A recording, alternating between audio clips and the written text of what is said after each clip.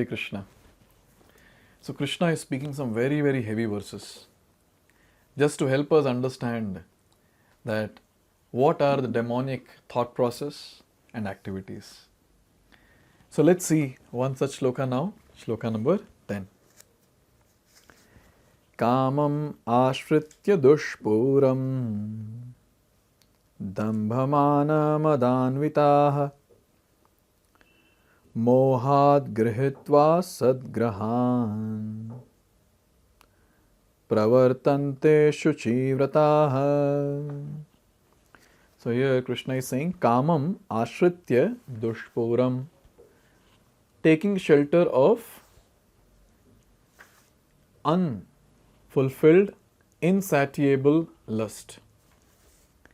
Dambha mana madanvitaha, they're absorbed in the conceit of pride and the false prestige. And then here it is said, asad grahan. Asad grahan, they're always attracted by the impermanent. Asad grahan, they're attracted by the impermanent. And also here it is said, they are illusioned. Mohad grihitva, they are illusioned. And then pravartante ashuchi vrataha, and they are always sworn to unclean work. Now here again, what are the different activities are given? So many points are there to discuss in this particular shloka. So let's discuss some of the very important ones. The demonic mentality is described here. The demons have no satiation for their lust. They will go on increasing and increasing their insatiable desires for material enjoyment. Materially, we do anything in this world, we will never be satisfied. This is a very, very important point to note. We might think that, okay, after doing this material activity or that material activity, maybe I'll get some fulfillment. My desires will be fulfilled, I'll be satiated, I'll be satisfied. No. It is the nature of the material activities and the material results and the material desires that they are unending. One after another, after another, after another. And this is something which is called as a demonic mentality here in this particular shloka. And anyone who just keep doing this throughout their life, they are going to remain in anxiety all the time. A very, very important point to note. The ones who are involved only in the material activities, they will remain in anxiety throughout their life, till the last breath. Or, to be more specific, even at the last breath. Here it is said, although they are always full of anxieties on account of accepting non-permanent things, they still continue to engage in such activities out of illusion.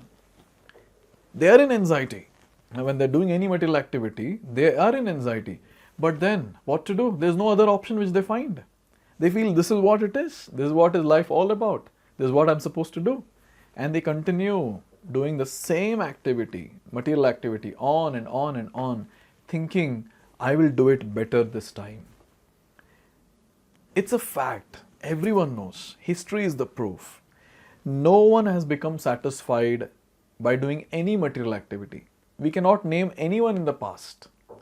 Just by doing material activity, the person is satisfied. There is no one.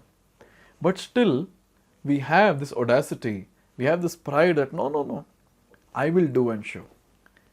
And like this, lifetime after lifetime after lifetime, so many people are trying one after another, different innovative ways to be satisfied, to have a very, very blissful life. But yes, materially, no, it will not be possible, and person is full of anxiety.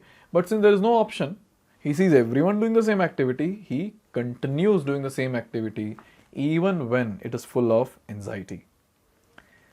So here it is said that they have no knowledge and cannot tell that they are heading the wrong way. Accepting non-permanent things, such demonic people create their own god, their own hymns, and chant accordingly. So just to make sure that their desires, demonic desires are fulfilled, their plans are accomplished, and anything in these lines, they create their own god, they have their own ways of worship, They chant their own hymns. So in this way, the demonic people, they will do anything and everything to fulfill their own selfish motives. This is very, very clear. They might portray themselves, oh, okay, no, I'm spiritual or whatever. But as soon as they deviate from the Vedic scriptures, we have to understand it's demoniac and nothing else. Also here it is said the result is that they become more and more attracted to two things. This is something which is very, very common in this world. What are the two things? Sex, enjoyment and accumulation of material wealth. This is what everyone is doing. This is how the entire world is working. These are two things around which the entire world is revolving. The sex attraction towards the opposite gender and the accumulation of wealth. Everyone wants to accumulate a lot of wealth. Doesn't matter which way or which path the person is choosing to accumulate the wealth, but important is the result, that is accumulation of wealth. I want more and more wealth. I want to be the wealthiest person. And attraction to the opposite gender. What to do? There is no sense control because there is no practice of bhakti. Anyone who practices bhakti, spirituality, sincerely, giving the best shot, what happens? The first thing that happens is the senses will come under control. A person is not practicing spirituality, where is the question of sense control? And when there is no sense control, then automatically he'll get attracted to anyone and everyone without thinking the position of the opposite gender. Maybe the person might be in the position of a sister or a mother or something like that, but then no. What to do? Naturally, the person gets attracted. And that's how we see in the age of Kali that how small girls and oldie, very, very old ladies, they are also the victims of such lusty people. Very, very sad situation. Very, very sad situation. Because bhakti is missing. Because Krishna is missing in the lives of people. Here it is said that the word ashuchi vrataha, unclean vows, is very significant in this connection. Such demonic people are only attracted by four things: wine, women, gambling and meat eating. Those are their ashuchi, unclean habits. So these are the four things. If we properly analyze in this world, these are the four things which are very nicely advertised. Intoxication, illicit sex, gambling and meat eating. And this is fashion nowadays. If someone does not do this, people think, oh, what's wrong with you? But the thing is, these are four pillars of sin. Anyone who is involved in doing these four activities, that is intoxication, in any type for that matter, alcohol, cigarettes, drugs, whatever, intoxication, illicit sex, premarital affair, extramarital affair, any sorts of affair, which is not in the boundaries of marriage. So that illicit sex, that is something which is another very, very important sinful pillar which people have to suffer for if they commit this sinful activity. Third, gambling, playing with money and remaining in anxiety all the time. Wherever we put money and we are in anxiety, that is gambling. And fourth is meat eating. Now this is something which has become very normal. Even people who call themselves as brahmanas in this world, wearing a brahmana thread, nowadays they are also eating meat. Where are we heading towards? So people are committing these four sinful activities, and rest assured, people have to suffer for the same. There is no question of being pardoned. Why? Because they are not doing anything for atoning for the sins.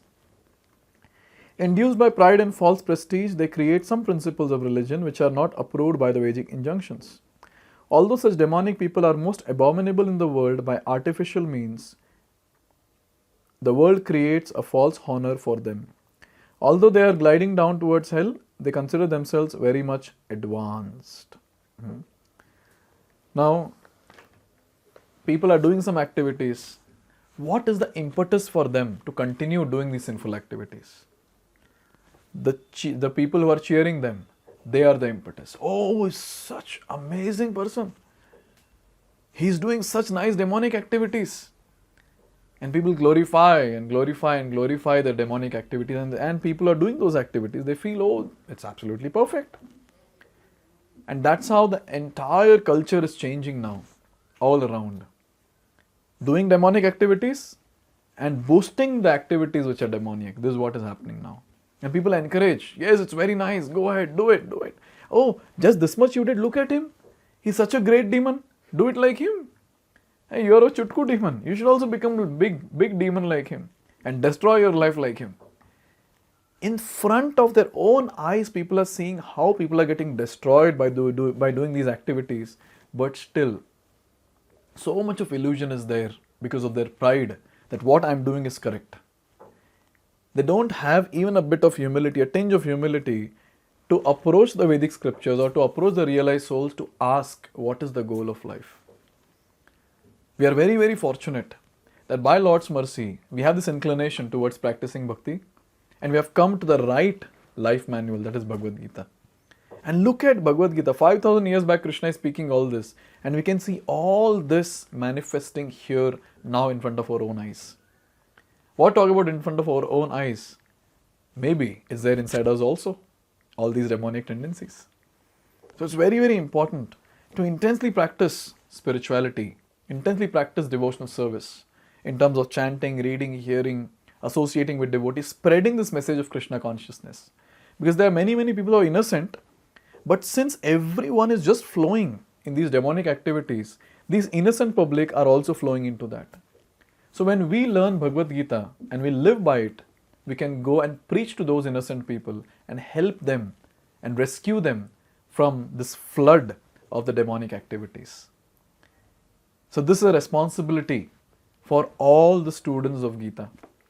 We have this responsibility, a very, very important responsibility, the burden of love, to rescue others, especially the innocent ones who are just swayed by these demonic activities. So Krishna is continuing this theme. He'll not leave us so easily. He'll help us out to understand what are actually the demonic thought process and the activities. So let's continue in the next video.